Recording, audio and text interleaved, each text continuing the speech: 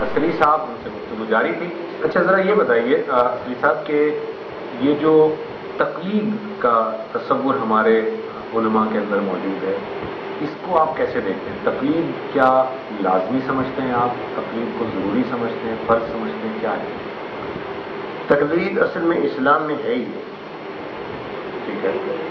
یہ تقلید تو بہت بعد میں چلی ہے، لیکن مسلمانوں نے اس کو قبول کر لیا ہے. یہ دوسری بات ہے کہ بہت ساری چیزیں جو ہیں مسلمانوں نے قبول کر لی ہیں، وہ اپنے اندر لے آئے ہیں ان کو، لیکن اسلام میں فی نفس ہی تقلید کا کوئی نہیں ہے. تو اسلام میں یعنی کیا ہوگا ایک عام شخص کے لیے؟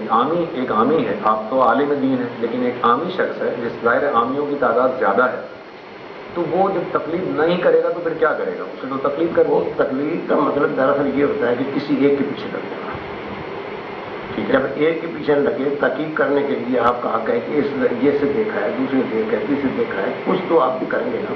ہر معاملے میں جو کرتا ہے انسان اپنی ضرورت کے لیے ہر معاملے میں وہ کرتا ہے کوشش کہ میں ادھر سے دیکھوں ادھر سے دیکھوں.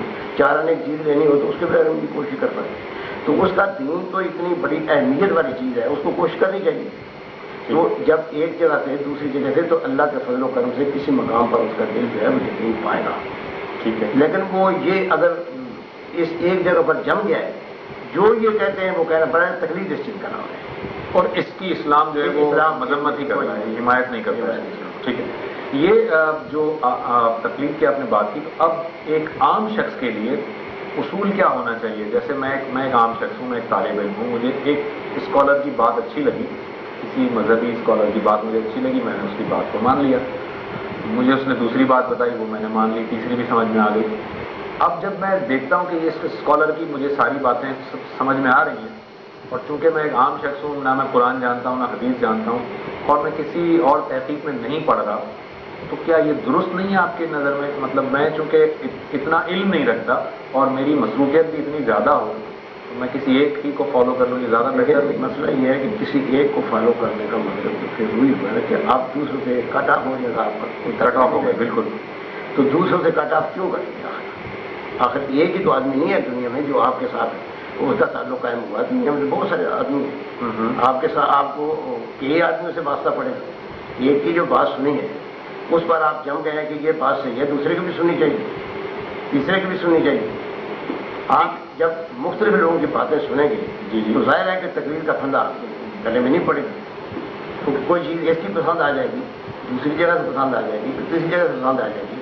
تو باہر آپ کا جب ایم یہ ہے، نظریہ یہ ہے کہ جو چیز مجھے ذہن مان کے اس کو قبول کر دوں، تو یہ جا بات نہ جان جائے. میں سمجھ گیا.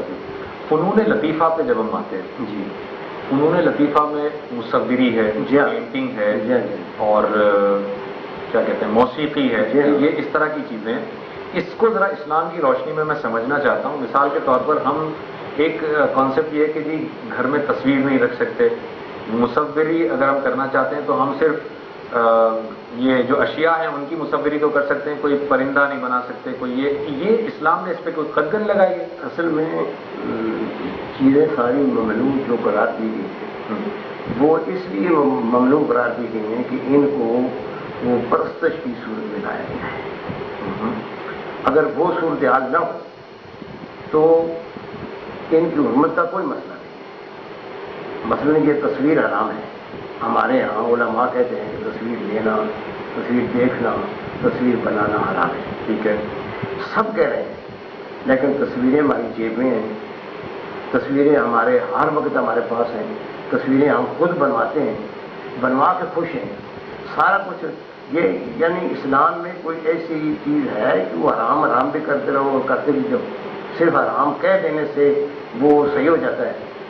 میرے خیال میں تو جہاں تک میرا ہے. تو یعنی اگر میں گھر میں کوئی تصویر یا کوئی اسٹیچو رکھتا ہوں، کوئی مجسمہ رکھتا ہوں، پرستش کی نیت سے نہیں رکھتا، میں ویسے ہی رکھتا ہوں، برکت کے لیے رکھتا ہوں، برکت کے لیے بھی نہیں، پرستش کے لیے بھی نہیں، یہ بھی نہیں کہ اس سے مجھے کوئی فوائد حاصل ہو. آپ بچے کھیل رہے ہیں آپ کے گڑیوں کے ساتھ تو کیا ہے، اس میں کوئی وہ قباحت نہیں ہے. اور کیا موسیقی کا کوئی عام طور پہ کہا جاتا ہے کہ جی موسیقی کو قرآن میں حرام قرار دیا گیا ہے، اور عام طور پہ جو آیت پیش کی جاتی ہے وہ لہو الحدیث والی آیت پیش کی جاتی ہے. اور اسی طرح کہا جاتا ہے نبی صلی اللہ علیہ وسلم جو ہے وہ تو موسیقی کے آلات توڑنے کے لیے آئے تھے. اس پہ ذرا وضاحت کر دیجیے. معاملہ یہ ہے کہ حد اعتدال سے کوئی چیز بھی آگے نکلے تو وہ خراب ہوتی ہے۔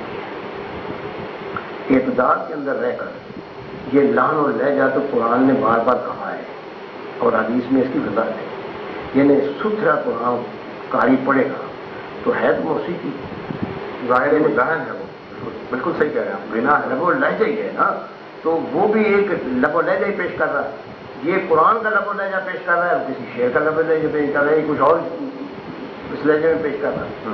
مقصد یہ ہے کہ اگر اس کے ساتھ ناچنا گانا کودنا یہ اس طرح کی اتنی وہ نہ ہو کہ جس سے آدمی جو ہے وہ غلط طریقے کی طرف چلا جائے، تو موسیقی فی نفس ہی تو انسان کی صحت کے لیے، انسان کو سمجھنے کے لیے، انسان کی خوشی کے لیے، دل جمی کے لیے، یعنی آپ بہتر آواز اچھی آواز تو اس کو پسند ہے۔ تو پھر یہ لاول حدیث والی جو آیت عام طور پر پیش کی جاتی ہے، یہ کیا مطلب ہے اس کا؟ اصل میں وہی بات ہے نا کہ لاول حدیث تو آپ کہہ رہے ہیں ویسے اللہ کے رسول کی بات کو کہتے ہیں، جی ہاں، اب ادھر جاتے ہیں تو اس طرف ہم لے جاتے ہیں کہ اللہ کے رسول کی بات کے سوا کسی چیز کو حدیث کہا ہی نہیں جاتا۔ لاول حدیث نے تو آپ کو بتایا کہ کوئی بھی غلط بات ہو تو وہ لاو ہے، تو بات ہی کو لاو ہے، لاو ہے، جو لاو کا مطلب یہ صرف کھیلنا یا اس طریقے سے وہ دل جمی کے ساتھ وہ نہیں ہے، مطلب یہ ہے کہ اس میں اس طرح مصروف ہو جانا کہ باقی کوئی چیز یاد نہ رہے۔